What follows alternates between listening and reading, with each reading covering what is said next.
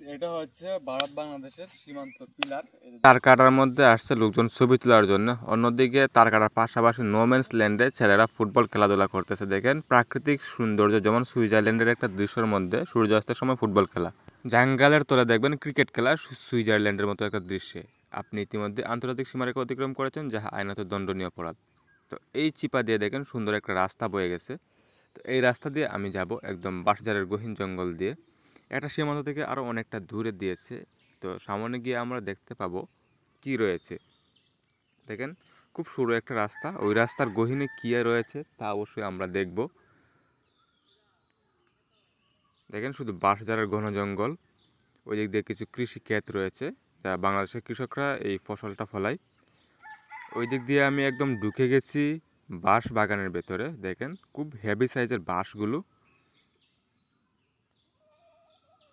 নিচে যে লাল দৃশ্যগুলো দেখতেছেন এটা হচ্ছে মাটি, আর বাঁশের পাতা লাল হয়ে রয়েছে শুকিয়ে। খুব সুন্দর বাঁশ, একদম সীমান্ত এলাকায় বাংলাদেশের বাঁশঝাড় খুব ভালো ফলন হয়। এখান থেকে বছরে অনেক টাকা ইনকাম করতে পারে যে বাঁশ ব্যবসায়ী তারা।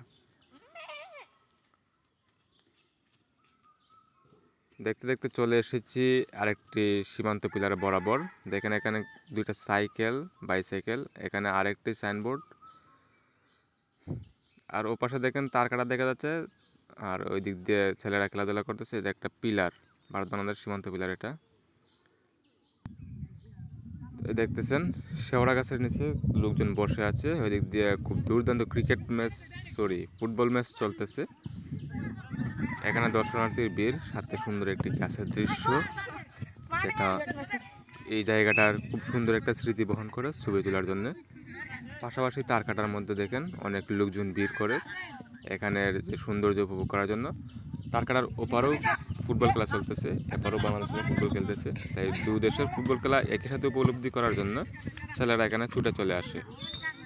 খুব সুন্দর একটা শট দিয়েছিল দেখেন, ওই দিক দিয়ে বাংলাদেশের দৃশ্যটা, পাশাপাশি সূর্য অস্তের যে দৃশ্য, মেঘালয়ের পাহাড়, ছোট ছেলেরার যে খেলাধুলার মুগ্ধতা।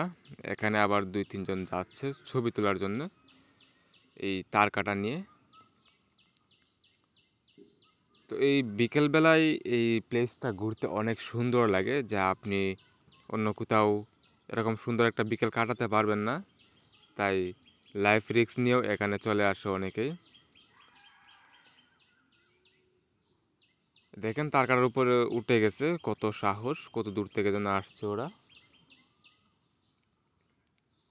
খুব সুন্দরভাবে ফটোগ্রাফি করতেছে, তাই আমি এদের ফটোগ্রাফিটাও একটু দেখে নিতেছি। খুব সুন্দর তার কাটার একটা শাড়ি, ওপরে দেখেন সূর্যাস্তের দৃশ্য। ওয়াও, মনোরঞ্জন ফুটবল খেলার একটা দৃশ্য চলতেছে ওই দিক দিয়ে।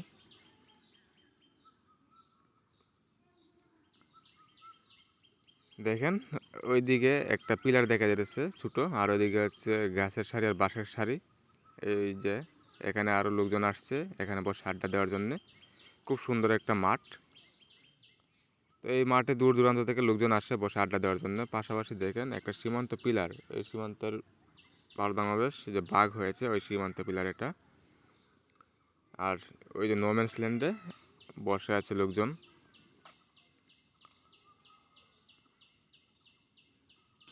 দেখেন ভারতের যে টাওয়ারগুলা আর তার কাটার শাড়ি খুব সুন্দরভাবে সাজিয়ে রয়েছে এখানে। এখন আমি বাংলাদেশের সাইড থেকে। গাইস এটা হচ্ছে ভারত বাংলাদেশের সীমান্ত পিলার। এই যে দেখেন অনেক উঁচু একটা সীমান্ত পিলার দিচ্ছে। এটা পাশে দেখেন আরেকটা পিলার আছে, এইটা কিসের জন্য দিয়েছে তা সঠিক জানা নাই। ওই দিক দেখেন তার কাটার বেড়া, ওইখানে দেখেন টাওয়ার দেখা যাচ্ছে, এটা হচ্ছে ভারতের ক্যাম্পের নেটওয়ার্ক ওইটা। আর আমরা এখন সামনে যাব, যেটা হচ্ছে প্রায় 200টার বেশি ধরে যে দুইটা গাছ দাঁড়ায় রয়েছে এখানে, খুব ভুতুরে টাইপের দুইটা গাছ। এই গাছগুলো আমরা এক্সপ্লোর করবো। চলুন আমরা এখানে যাই। তো আমরা এখন যাব, ওই যে দেখেন গাছগুলা, এই গাছগুলো এখানে।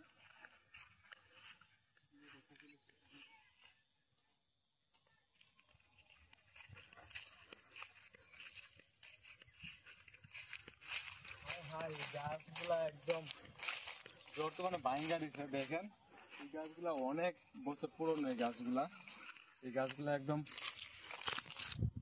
এখন ভেঙে গেছে। দেখেন তুফানে এই গাছের যে আগা এগুলা ভাঙ্গা একদম ফালাই দিছে নিচে। এই যে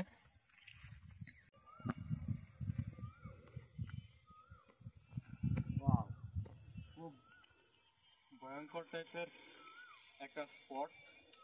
এই গাছগুলো আসলে ওই গাছ ভেঙে পড়েছে, কিছুদিন আগে ঝড় তুফান হয়েছে। এই গাছগুলা অনেক পুরাতন, যেগুলা মনে করেন যে বলার মতো নাই। মুরব্বীরা বলছে যে স্বাধীনতার অনেক আগ থেকে এই গাছগুলা এখানে ছিল, প্রায় 1 শতাব্দীরও বেশি হবে এই গাছগুলার বয়স এখানে।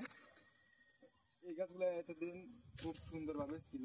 এই একটা গাছ, আর সামনে আর একটা গাছ আছে, ওইটা আরো বেশি ভয়ঙ্কর টাইপের। তো এই গাছের ডাইলের ছোঁয়া পাইবো এটা কল্পনার বাইরে ছিল, কারণ এই গাছে ওঠার মতো তেমন কোনো সাহসী বালক খুব কম ছিল এই এলাকার মধ্যে, কারণ এগুলা সন্ধ্যার পরে খুব ভুতুরে টাইপের হয়। এক হচ্ছে শিমুল গাছ, তারপরে আবার নির্জন একটা বেড়া, বাড়াতে তার কাটার বেড়া। রাত্রেবেলা এখানে আসলে মনে করেন টুস টুস করে একদম পাঠাই দিব। এখন আমরা সামনে যাবো, সামনে গিয়া আরো ভয়ঙ্কর কিছু গাছ দেখবো। তো আসেন আমরা সামনে যাই।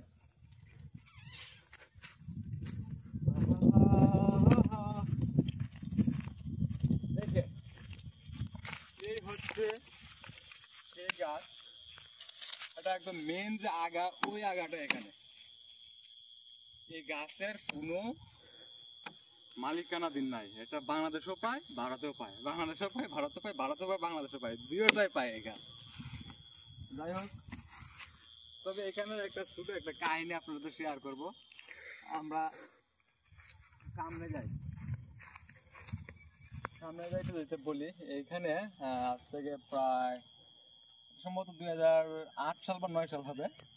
তখন কুয়াশা পড়তো প্রচুর, একদম আকাশে যেমন মেঘ থাকে একদম ঘন কুয়াশা, ওইরকম কুয়াশা ছিল, একদম বৃষ্টির মতো কুয়াশা পড়তেছে।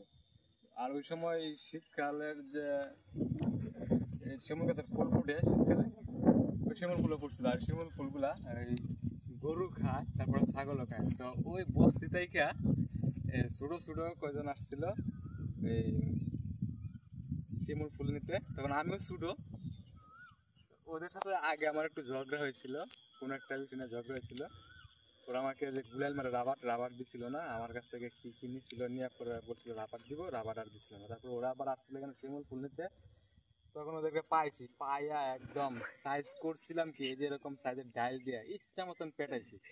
পেটাইয়া তারপরে আবার ফুল অনেকগুলো সংগ্রহ করে রাবার দিয়ে দিছি, কিন্তু পিড়া দিচ্ছি ওই যে আমার অনেকগুলো নিচ্ছিল, কিন্তু আমার রাবার দিচ্ছিল না ওই কারণে। এখন আমরা ওই গাছগুলা দেখি।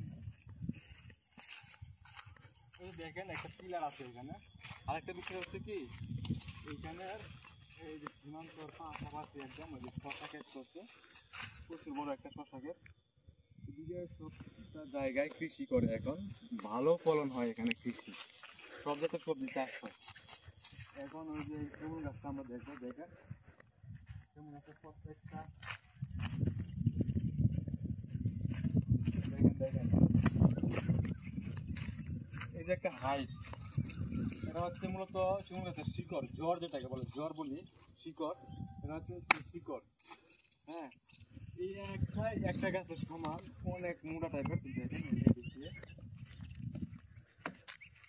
দেখেন কি ভয়ঙ্কর একটা অবস্থা। দেখেন উপরে একটা দেখেন, এইখানে এই শিমুল গাছে টিয়া পাখি, তারপরে ময়না পাখি, তারপরে শালিক, আরো বিভিন্ন ধরনের পাখি বাসা বাঁধে।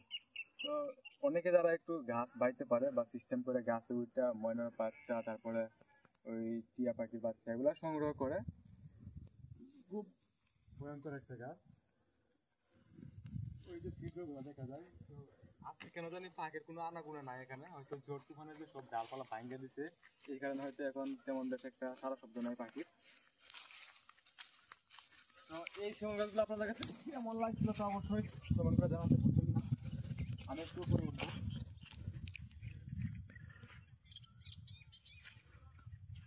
আরো উপরে ওটা সম্ভব হতে হয়ে যাবে, আমি পিছলাকে পড়ে যেতে পারি, তাই আর উঠবো না আমি উপরে।